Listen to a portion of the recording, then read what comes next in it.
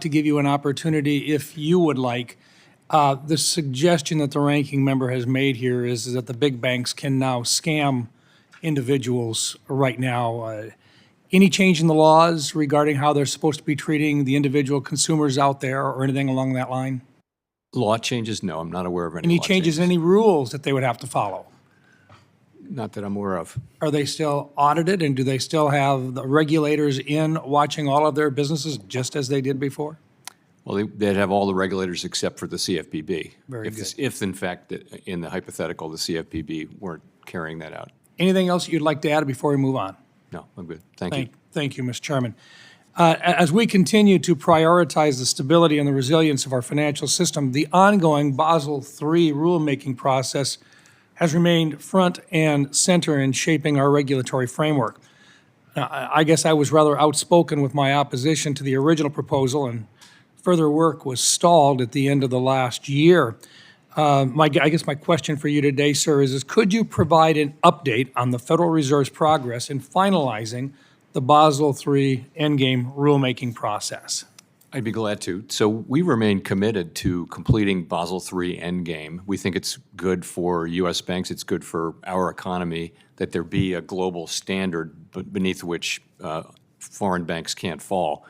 And that was one of the big ideas behind the whole Basel Committee approach. So where it sits now is we await leadership arriving at the OCC and the FDIC, and that seems to be happening. And when that happens, we're going to sit down with them and work our way through to a Basel III Endgame proposal. And I think we can do this reasonably quickly, one that is compliant, consistent with the Basel requirements, and also consistent with what other large jurisdictions are doing. I'm optimistic that we can do that fairly quickly, and we're committed to doing that.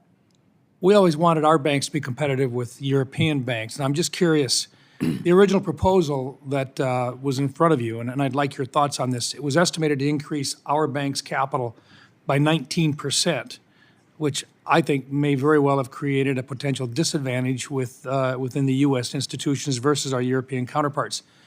With any new proposal, what's your thoughts? Would you make a commitment that this would be a neutral approach with regard to capital?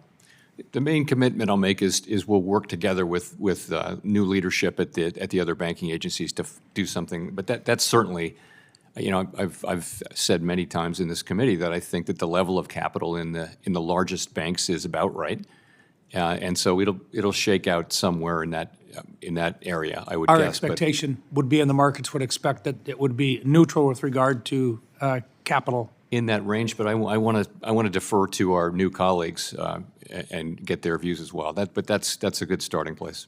Okay, thank you. The Federal Reserve's partnership with the U.S. Treasury plays a central role in supporting our nation's payment infrastructure, which processes a vast range of daily transactions, from federal benefit disbursements to debt obligations. Could you outline the Federal Reserve's role in supporting and managing the Treasury's payment systems, including how the Fed works to keep these systems secure, efficient, and capable of handling the government's high volume of daily transactions? So it's a complicated set of arrangements, and I'll try to summarize quickly. Effectively, Congress authorized spending, and then the agencies carry out those spending orders. And when the way they do that is they send an order to pay a payee, a recipient, to the Treasury Department. Upstream, before it gets to the Fed, all of these decisions are made about, is this an appropriate order? Is this payee on the don't pay list, and all those things. Once all of that is set, it comes to the Fed, and by that I mean 4 or so of the reserve banks, and we actually make the payment. We take the money out of the Treasury General account and we make the payment.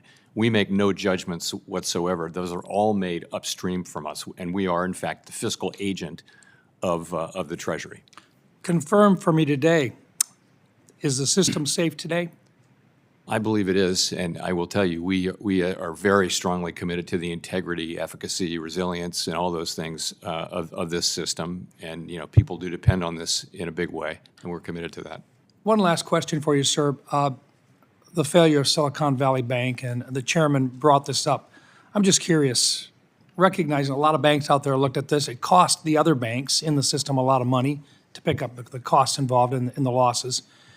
Nobody's been fired, but you did indicate that it was a failure in the playbook. Has the playbook been revised, or can we expect that it will be revised? In a lot of ways, it's been revised, yes. I can go into some details. I mean, one thing that didn't happen was, for example, the supervisors didn't follow through aggressively enough on things that they'd said. If they'd done that, that could well have been enough to stop it. But a lot of it was just not focusing enough directly on what was a very large amount of interest rate risk, a large portfolio of long-term securities matched up with an unstable funding base. And somehow people wrote about that, and not the Fed, but others wrote publicly about this, but somehow we don't expect bank runs outside of a crisis in this country, and that's what that was. It was a bank run, and bank runs are incredibly damaging. I think everyone learned a lot from that and is determined to do better. Thank you, Mr. Chairman. I think this is one that I think, as you appropriately pointed out, I think this is an area where a lot more questions are out there yet, and I think if it's the playbook that was the problem, I think perhaps a discussion about how that playbook has been revised would be appropriate in the future. Thank you, Mr. Chairman.